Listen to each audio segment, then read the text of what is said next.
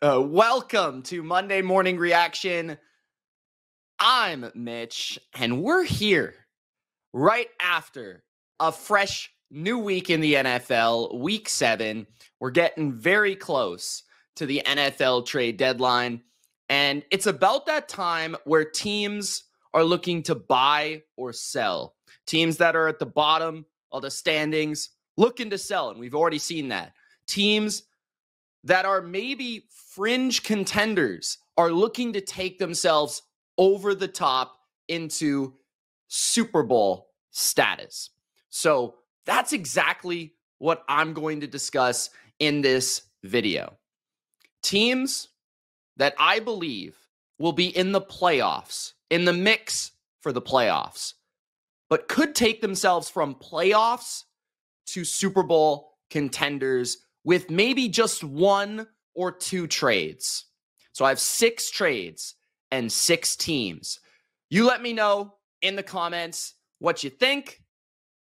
Which trade could take your favorite team over the top? And if you're a fan of a terrible team, also let me know who they should trade, or who is a player that maybe teams that are contending should look out for and maybe trade for. You really like this player, but you'd like to see him go somewhere else. He has 1 year left on his contract. He's a vet. Maybe he could go win somewhere else.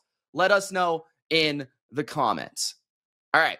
So what I'm specifically looking for with these trades is I'm looking for need, most importantly, a position that could help fix a dilemma or flaw with this football team. Every NFL team has flaws. The best team in the league, the worst team in the league. But there are specific small flaws that a playoff team has that if they fix these areas could take them to contenders. And then the second thing I'm looking for is the scheme fit, any sort of familiarity with the scheme, the coach, or anything like that. Let's kick it off with a team that right now is getting a lot of they're done. The window's closed. They're not a contender. They're not top 5 in the NFC. We get this every week when the 49ers lose, but the San Francisco 49ers are still in that playoff picture, and you may not believe that they're better than the Lions, the Vikings, the Packers, but they'll still be in the mix for the playoffs. And I do think there's been one consistent area that the 49ers could upgrade and could get better at, and that is, in my opinion, run defense. Now, against Kansas City and against Seattle, they have actually shown improvement in this area. But adding a veteran defensive lineman, especially after losing Javon Hargrave to the season, the entire season, one of their big interior defensive linemen, they could use size, and they could use a guy that helps them out on early downs against the run to set up their pass rush better for third down. One consistent thing we saw against Kansas City, and it was a very small thing, but it helped the Chiefs win that game, was the Chiefs would go 3 or 4 yards at a time. And that's kind of how Kansas City plays. And that's how they play against everybody. But the Chiefs' consistency to get 2 to 4 yards on first down allowed them to get manageable third downs. Imagine if the 49ers had a run stuffer that could help them create negative plays in the backfield, help them just shut down the run. Shelby Harris is a defensive lineman of the Cleveland Browns. You probably know him. He's 33 years old. He's a vet. He's been in the league a long time. He's played for the Broncos, the Browns currently. He's very cheap, although the Niners actually surprisingly have a lot of cap space, and this is a team that could definitely be aggressive at the trade deadline if they feel like they could upgrade the defensive line, which I could see them making multiple trades, like interior defensive line, edge rush. I could see them adding a receiver with the potential loss of Brandon Ayuk. I would float out a name like Kendrick Bourne from the Patriots, who played with the 49ers from 2017 through 2020. But specifically with Shelby Harris, what he brings is he brings run defense. Currently being ranked 18th by Pro Football Focus against the run this season. He also brings size. The 49ers interior defensive line without Hargrave is very small.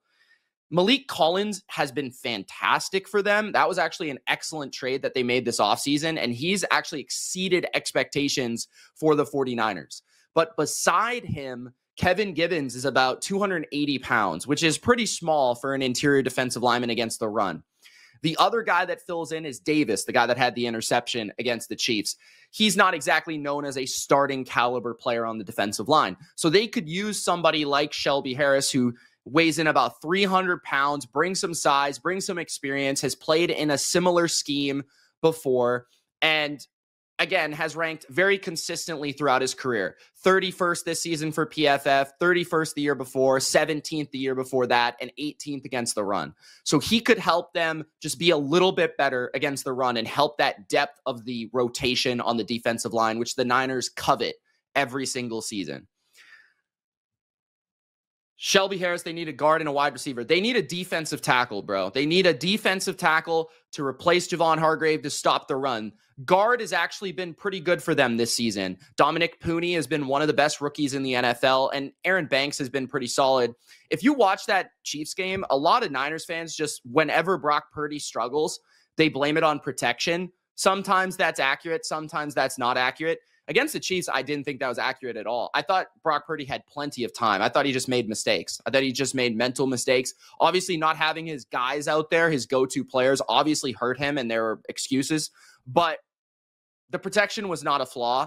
I actually feel like the Niners' offensive line's better this year than it was last year, and that's my opinion. Wide receiver, Ricky Pearsall, I think, could step up. He was a first-round pick for a reason. Juwan Jennings has been excellent this year. He wasn't playing last week. If they do lose Ayuk to the season, which I don't think is confirmed yet, I think Juwan Jennings could step right up. He's actually been better than Ayuk this year. And then Ricky Pearsall, I think, could probably take that third role. And then you get McCaffrey back, right? So I think they have plenty of weapons. George Kittle showed up in that Chiefs game. Like, they can move the ball. That's not going to be an issue. I think they actually need to find a way to build a deeper rotation on their D-line, get better, more consistent against the run, which is going to help their pass defense, which actually their secondary, I feel like, has played really well this year. So 49ers just maybe need to make one or two moves to put themselves in just a little bit better direction here and make them a more cohesive football team moving forward. The second trade that I want to discuss is to the Houston Texans. Now, Scott says Mike Williams to the Steelers. That's probably maybe going to happen. I don't know. Like, you would have thought maybe this would be announced like right now or like tomorrow potentially. But maybe the Steelers didn't like what they saw from Mike Williams. Who knows? But yeah, the Steelers definitely will be looking at a wide receiver. That was a team that I think will be in that market along with Baltimore, with Kansas City, teams that I think will look at wide receivers. Deontay Johnson's been a big wide receiver that's been mentioned, but Mike Williams is definitely going to get moved, I think, but I just don't know where. Myles Garrett to the Packers. Good luck. We're actually going to talk about the Packers, though, in a second. Next up, we have the Houston Texans. The Houston Texans are a football team that definitely going to be in the playoffs. They're definitely going to win their division. There's no question about it. There's no real concern about that. And overall, I think where people are sleeping on the Texans is this week against the Packers. They nearly won that game. They got completely outplayed. They shouldn't have been in that game. But they have a lot of key small injuries that I don't think people are paying attention to. Just against the Packers alone, not only were they missing Nico Collins, which is obviously huge. He's one of the best receivers in the NFL. But they're also missing both their starting linebackers. They were missing Mario Edwards, who's been phenomenal on the interior defensive line. They were missing their number 2 corner, Kamari Lassiter. And they were missing Jimmy Ward at safety. And the one I want to focus on is Jimmy Ward, because Jimmy Ward, the former 49er, he doesn't play a lot. He's played 4 games this year. He played 10 games the year before. I think he's maybe played 14 the year before that. He never plays a full season. He's always injured. And I love Jimmy Ward. I think when he's on the field, he's a good football player, but he's also a little bit older. So one area they could increase depth, but also just ability in general, is their secondary. I think the Texans need a playmaker in the secondary. And I love Budda Baker for this football team and the Houston Texans this year.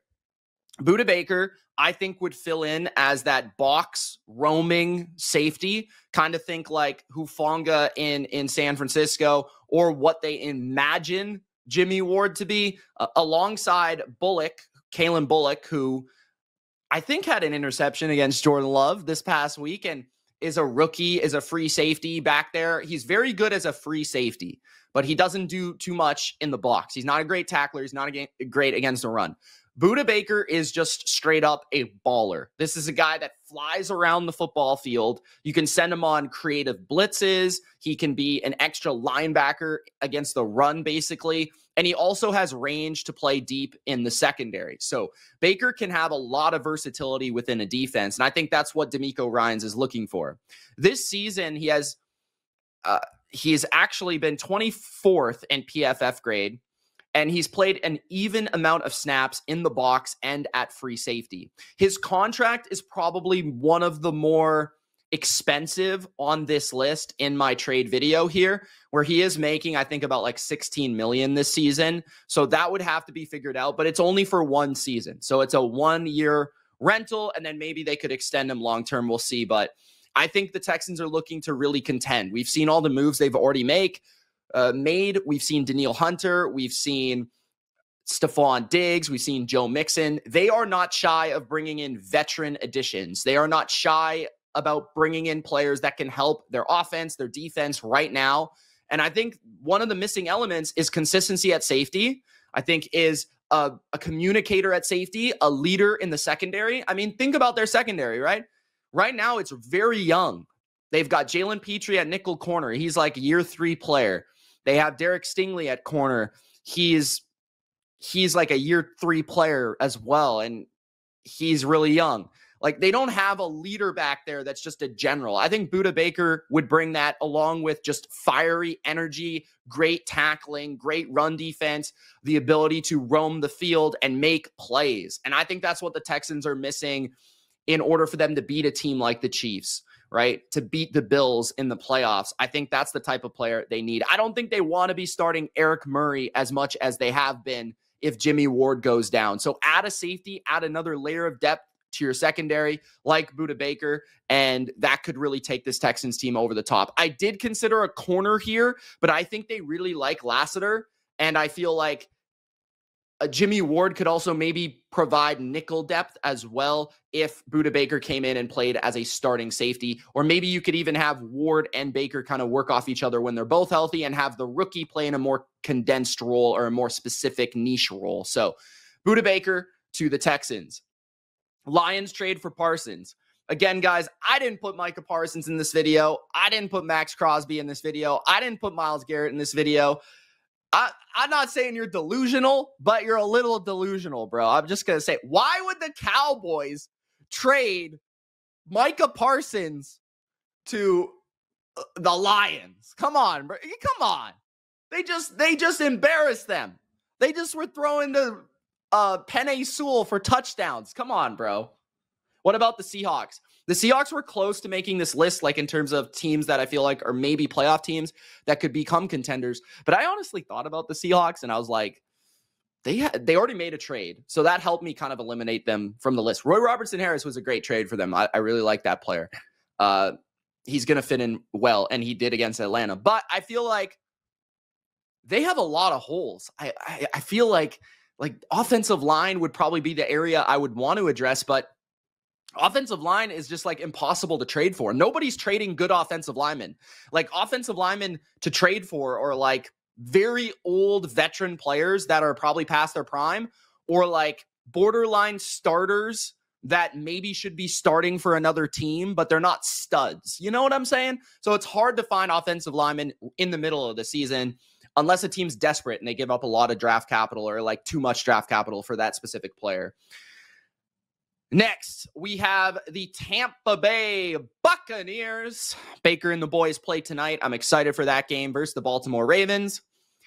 One thing that stands out to me watching the Bucs, and it stood out to me since about 2021, man, to be honest, even dating back to the final season where they lost to the Rams in the playoffs in the divisional round. I feel like the Bucs have needed a pass rush for like a long time. Zadarius Smith would be a great addition to this front seven. They have interior disruptors like Kalijah Kancey and obviously Vita Vea. They also have a very underrated edge rusher, Yaya Diaby, who currently ranks 26th by PFF, is also like one of the highest graded pass rushers in football. He gets a ton of pressure on the quarterback. Doesn't always finish with sacks, but a ton of pressure. But when you look past Diaby on the edge, Joe Tryon Shoyinka has been kind of a bust so far, to be honest, and is not my favorite player. I've never enjoyed him as a pass rusher. He just never really makes the play at the critical moment. He's always being schemed up pressure. It's never just him winning one-on-one. Chris Braswell is a rookie, and he's actually the highest rated player next to Yaya Diaby on PFF. He's 63rd. So they need a second edge rusher. Zadarius Smith is kind of the second edge rusher in the NFL right now. He plays alongside Myles Garrett, and he has 4 sacks in 7 games. He's been very consistent throughout his entire NFL career. And the reason I like this fit, he's played in systems that are similar to Tampa in terms of the look and the feel of their edge rushers. Powerful edge rushers that got a hint of quickness. You know, Jason Pierre-Paul used to play for Tampa. Zadarius Smith played for Green Bay. He played for Baltimore. Those are kind of the same sort of archetype of edge rushers, primarily power players. But Zadarius Smith has a lot of tricks in his bag, and he's also very good on stunts and blitzes, which is where I feel like he would fit right at home with Todd Bowles. They need a pass rush to help disrupt the Lions, to help disrupt the Packers, to help disrupt the Niners, to help disrupt the Eagles in the playoffs, the Commanders, whoever they may face. Offenses, they need a pass rush in critical downs because I think their secondary has actually played fairly well. McCollum has taken a huge rise in his play. Antoine Winfield is a stud. I think their secondary is solid enough in this system, but adding another guy that can get to the quarterback alongside Yaya Diaby and Kalijah Kancey and Vita Vea would be massive. So at 32 years old, Zadarius Smith is on a 1-year contract. He is a mercenary that goes from team to team. I feel like he is somebody that could come in and provide a boost to the pass rush for the Tampa Bay Buccaneers. Dylan says Mad Max to Detroit. I just don't see that happening. I think the Raiders, and this is my take, I think the Raiders would be absolutely foolish to trade Max Crosby. Like, you're not going to find Max Crosby. What are you going to get for Max Crosby? A first-round pick at best? Like, what are you going to get for Max Crosby? You're not going to get Max Crosby in return for Max Crosby. That's my problem. You know what I'm saying? So, yeah, the Lions can make their offer. The Niners can make their offer. The Texans, whoever, right? The Bucks can make their offer. Is it going to happen? No, it's not going to. It's probably not going to happen. Like, is Tom Brady going to come in there and be a new owner of this team and trade his best player? I don't think so, man. I just don't see it. Wyatt Teller to Houston. That's an interesting one. I think that's definitely realistic. I could see the Browns trading pretty much anybody on their team at this point, except for like Myles Garrett and maybe Denzel Ward. Like, I don't really know who else they wouldn't trade. Maybe Nick Chubb out of respect, but I like Wyatt Teller. I definitely think the Texans need offensive line. There's no question about that. I just feel like they probably won't be able to get one. That's kind of how I feel. I do think the Texans need a center and they need a left guard potentially. Right tackle has been a bit spotty, but honestly, I think the Texans need to coach better on the offensive line. I think they need to coach better. There was way too many times against the Packers, just letting up like free rushers, like free blitzers, just coming at the quarterback. That's not skill. That's not talent. That's coaching. That's addressing protections. Like, they need to coach better. Is Wyatt Teller going to fix their coaching? I don't know, man. But I definitely think they could use a guard. So that's a good idea. Next up, we've got the Minnesota Vikings, a team that I think is definitely going to make the playoffs at this point. But are they a contender? I think people still have questions, especially after they dropped a game at home against the Lions, where it felt like they had control. They were up 10-0. They let it slip. They could use help, in my opinion, in the secondary. I thought about this team, and I was like, honestly, when you look at the Vikings roster, they don't have a lot of deficiencies on their team.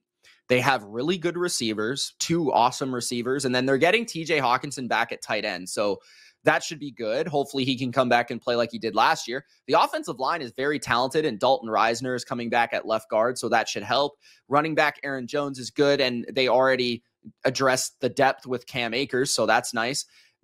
People will be like, oh, they should trade for a quarterback. Yeah, that's not going to happen. The defensive line has been good all year, and their edge rushers are pretty darn talented. Van Ginkel, Grenard. You go through the roster, like linebackers are solid. Safeties, they've got 3 of them. So the one area that I think they need to address is corner. And specifically, in my opinion, they do not have a fast, twitchy, quick corner. And we saw Amon-Ra St. Brown make a big play for a touchdown against them. We've seen Jaden Reed have huge games against them. We've seen these smaller, quicker slot receivers have a lot of success.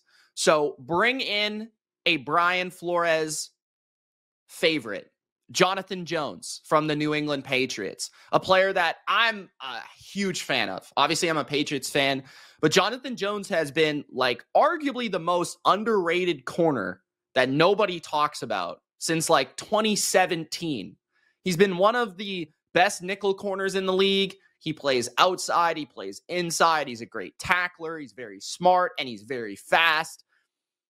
And in this defense for Brian Flores, he's played in this defense, right? So, of course, Flores is a New England guy. Jones can play in man. He can play in zone. I feel like he could fit right in to Minnesota. And he would also be able to play alongside Stephon Gilmore once again, bringing a little bit of cohesion to that secondary as well. But I think what Jonathan Jones would bring is a guy that you could match up with St. Brown, a guy that you could match up with Reed, and he could slow them down because he has a similar type of body type. He has a similar type of quickness. And I think you could then allow Gilmore to stay on the outside. And let's say you're playing the Lions in the playoffs. He could still take on Jameson Williams, but Jonathan Jones could take on St. Brown. You don't have to double him or do those sort of things, right? So he knows the system. He fits in that division against those specific receivers, even Keenan Allen. He can play inside or outside, and he is a experienced player that's won in the playoffs and would provide a boost in terms of his knowledge of the game and then also in terms of leadership. So Jonathan Jones to the Minnesota Vikings, I think, is a great fit. Another team in that division that I think definitely could use a player, and I almost took this one back because I was like, the Packers defense played unreal against the Texans, and I'm not really sure that this is the position they need, but they definitely need something on defense. And one thing that the Packers have consistently struggled with over the years in big games and in big spots, and when you think about the contenders in the NFC that they might run into that will give them issues, they lost to the 49ers last year in the playoffs. The Lions are the top team in the NFC this year, it feels like. The Eagles beat them this season. What do all 3 of those teams do well? They run the ball well. So the Green Bay Packers could use a linebacker that is a missile against the run. And his name is one of the best in football. E.J. Speed of the Indianapolis Colts, I think, would be a huge boost. The Packers linebacking core has been a little bit inconsistent. Quay Walker is one of the most inconsistent football players in the league. One week he looks amazing, or one play looks unreal. The next play he's way out of his run fit, or he takes a stupid penalty. E.J. Speed has been one of the most consistent run stoppers in football this year. He currently ranks 3rd in run stops for the Colts. He has 60 tackles in 6 games. And again, that competition, you've got to think about when you're in the NFC or you're in the AFC, what do you specifically need on your team that can help you against your opponents, against your greatest rivals to make the Super Bowl, to win the Super Bowl? And I think linebacker depth and a linebacker that can help you against the run with speed, athleticism. You think about the new Packer defense under Hafley, which has been, I thought he was unreal against the Texans, by the way. Shout out to him. But I feel like this is a Niner type of defense. This is a, in that same vein of Seattle type of scheme. Gus Bradley is in Indianapolis. E.J. Speed plays in that defense. I feel like it may be a seamless player fit type of guy that can fit into the Green Bay Packers. Buddha to the Bengals. We got in the chat, okay, I think the Bengals do need to address something for sure, and we're going to get to the Bengals as our final trade in this video, but I thought about secondary, man. Corner, I thought about safety. I did think about Budda Baker, actually, so that's a good idea. I thought about that one, but I wanted to go Budda Baker to the Texans, so I was going to do Budda Baker to 2 different teams. I thought about J.C. Horn as well for the Bengals, but I don't think they're that aggressive, and I don't think J.C. Horn is likely to be traded. I think his contract's a little bit less flexible, but I would love for them to address corner as well. DeAndre Hopkins to the Commanders. We're going to get to what I think they're going to do, though. DeAndre Hopkins to the Commanders. That's interesting. I don't think D-Hop's playing that well, bro. I'm going to be honest. He looks slow. He looks old. I think he's hurt. I think there's other receivers that I would rather have if I were the Commanders. And if I were the Commanders, I would honestly go after a corner. I think they need a corner really badly. Their corners are awful. I think their offense is fine the way that it's constructed. And honestly, I think if you're the Commanders, you don't want to sell out on a veteran. I think what you want to do is you want to add someone that's young and that can build with your young team. Because I don't think they're necessarily thinking they're going to win the Super Bowl. I don't think anyone really thinks that. I think they'll make the playoffs, but I think they're also thinking long-term too. So someone that's younger that maybe is in a tough situation that could help them on defense. Rams trade for middle linebacker like Kenneth Murray. The Rams, first of all, are what, 2-4? I think the Rams need... So offensive line has been a struggle all year due to injuries. Interior offensive line could be a small place they could look to upgrade. I think defense for sure could be a place to upgrade. Their run defense has been real tough, but they just traded Ernest Jones. So why would they trade Ernest Jones and turn back around and spend draft capital to trade for a linebacker? To me, that just doesn't really make a lot of sense. So the final trade in this video is the Cincinnati Bengals, and they will address defense. But the question is where? Corner, safety, defensive line. All could be addressed.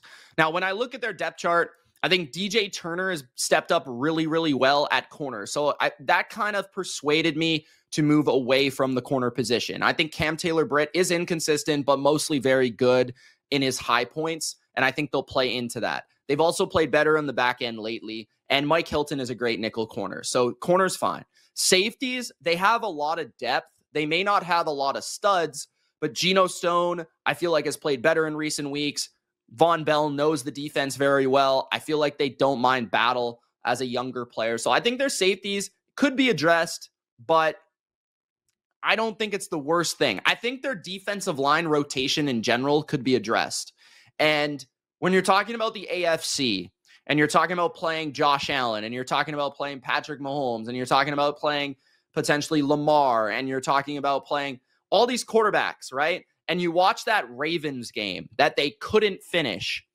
And the one play that stands out to me is Lamar stiff-arming Sam Hubbard and getting away from him and throwing a touchdown. Josh Uche of the New England Patriots, another Patriot in this video, I know these players very well, would help the Bengals drastically in those situations. Now, Josh Uche is a former 11-sack player. He is a pure pass rushing specialist. He would be a sub-package rotation player. He would be a third down, second and long, passing situation, 2-minute drill player. But this guy can get after the quarterback. He's very athletic. He has a bag of pass rush moves, from bend to just like coming back with a spin move. He's got a bag. So on the other side, you have Trey Hendrickson, who's an animal. They need help for Trey Hendrickson in pass rushing situations. You add Josh Uche, an athletic guy that can run down quarterbacks. That's what they need. I mean, Sam Hubbard could be less snaps for Sam Hubbard would be better. He's mostly a good run defender. He's a decent pass rusher, but that's not what he really does that well at a high level.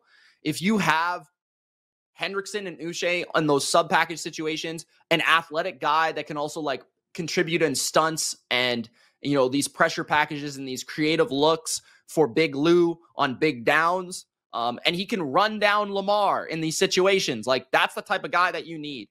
He only has 2 sacks this year, but that's also as a rotation rusher on a terrible team that's never in the lead.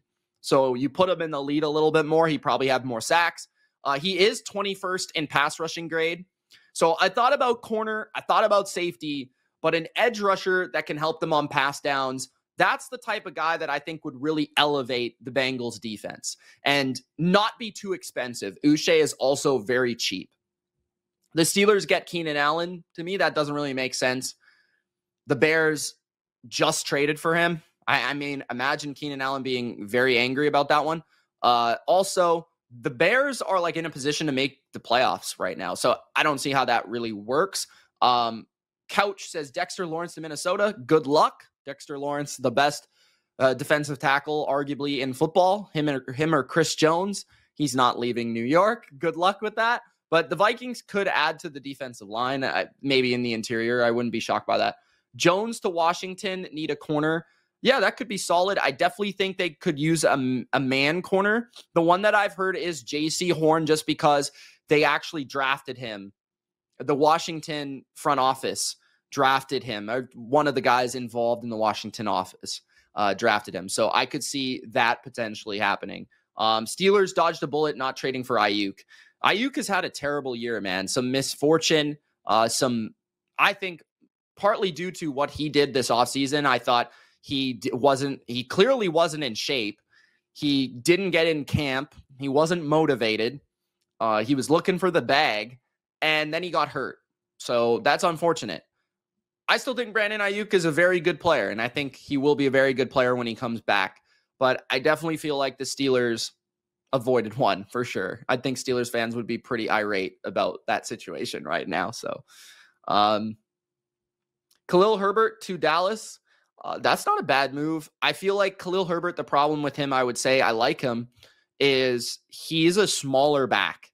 And I feel like Rico Dowdle is kind of a similar type of player. I think what Dallas needs is more of a thumper, more of a runner that can bring toughness, power, like size. Zeke is washed. Okay. So they need somebody that can get in between the tackles. Herbert is a good runner. I just feel like he's not the type of runner that I would really be looking for if I were the Cowboys. That's just my opinion. D Solar says, how can the Niners trade for O-line and receiver? Is it possible? It's definitely possible. I think if the Niners were to address O-line, which I don't think they're going to address, they would address center, maybe right tackle. Actually, like, center could be interesting because John Feliciano, I think, is set to come back soon. So he might be able to take over at center if they want to upgrade that position. And like I said, I think the Niners O-line's been better than last year. And they made the Super Bowl last year, and they were in overtime of the Super Bowl last year. They very easily could have won that game. So to me, like, the offensive line, I think, is actually better than people think. What was the other position? Wide receiver. I thought Kendrick Bourne was a possibility because he's played in San Francisco before, 2017 through 2020. He loves Kyle Shanahan. Like, even when they played, the Patriots played the Niners, like, he went up, he hugged them and everything. So I think that's a close relationship there. So I feel like that would be very transferable. I don't think if they were to address receiver, it would be like a big ticket player. I don't see that. And I honestly think that they would rather address defensive line than anything else. We've consistently seen this team trade for defensive linemen in these moments. Like, that's what they do. They traded for Chase Young last season, right? Like, this is what they do. They trade for defensive linemen, especially with the current rotation. Like, you look past Nick Bosa and Leonard Floyd, and it's thinner than we've realized in years past. Like, they don't have that third deadly edge rusher that they typically do have. So I could see them go for an edge rusher. I could see them going for interior defensive lineman. I think right tackle or center would be amazing, but it's just very hard to find quality players.